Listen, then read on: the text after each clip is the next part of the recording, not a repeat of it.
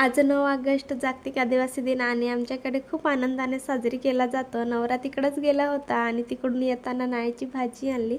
मला आवडते म्हणून आणली बरं का, आणि हो विकतची आणली होती।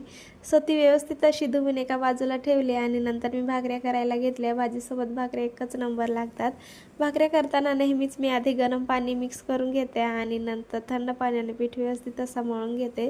अशा पद्धतीने भाकऱ्या केल्या तर खूपच छान होतात। जर आपल्याला भाकऱ्या जमत नसेल तर नक्कीच एकदा करून बघा।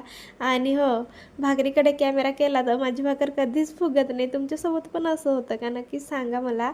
नंतर मी एकीकडे चहा ठेवली आणि एकीकडे भाजी कट करायला घेतली।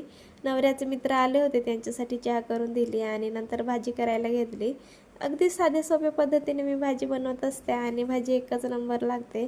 या भाजीचा आरोग्यदायी सुद्धा खूप सारे फायदे आहेत। सो एकदा नक्कीच करून बघा आणि मला सांगा कशी झाली ते।